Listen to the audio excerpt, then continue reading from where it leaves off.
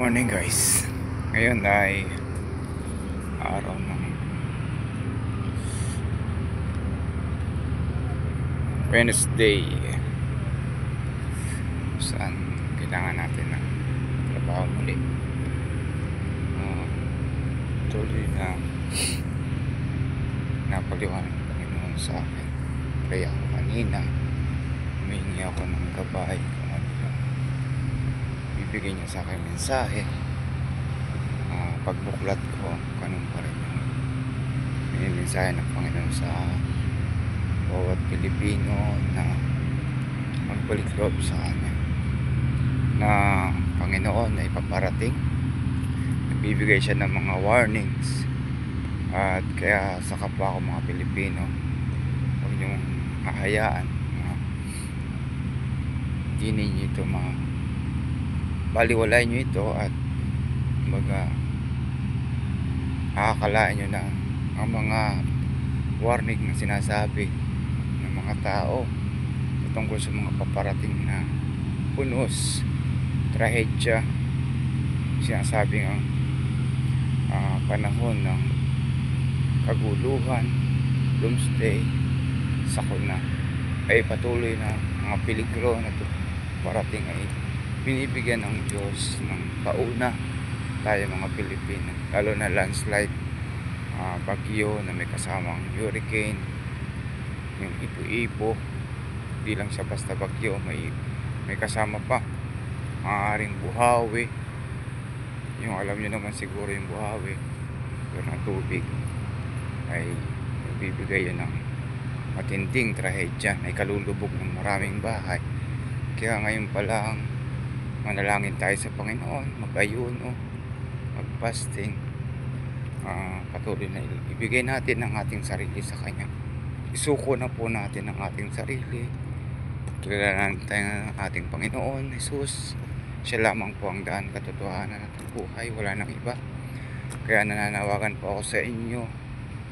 Hindi man ako ganong kagaling magsalita, pero ako po ay nananawagan sa inyo na ang Panginoon ay paparating.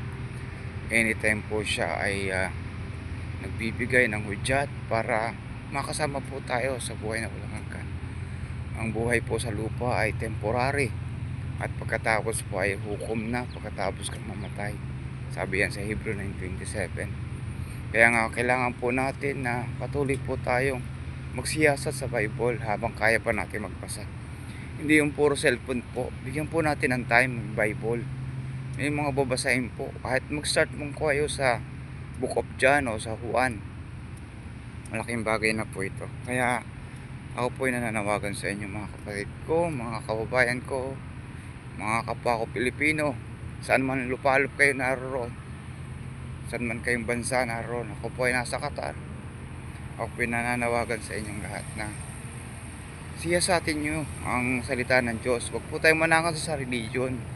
Ang religion po ay hindi po yan magliligtas sa tao. Ang Panginoong Hesus po ang magliligtas, hindi po ang religion, ang tradition, o ang kinalakihan nating relihiyon. Ako po ay dating Catholic, pero nung ako makakilala sa Panginoon, patuloy niya po akong binibigyan ng mga pangitain at mga vision na kung saan ang mga paparating ay talagang patuloy na dumadami na. Kaya nga yung mga nangyayari sa Pilipinas ay warning. Kaya meron po tayong Pangulo na inutil at puro lang kurakot ang nagagawa ng mga leader natin.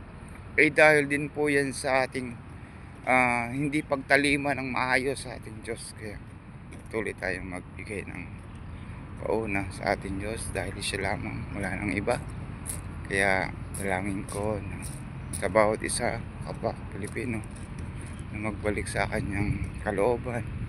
Ibigay natin yung ating buhay, at wag na tayong magpatumpik-tumpik, wag na tayong magmatigas ang ulo.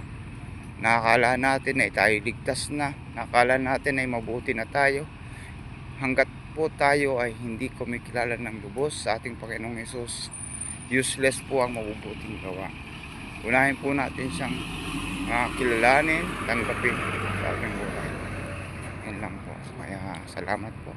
Kayo po ang kapurihan sa Diyos lamang po ang kapurihan. Kayo po ay patuloy ko pong pinaalalahanan saan man kayong lupalok ng bansa, maging sa buong Pilipinas, ang aking kasamo.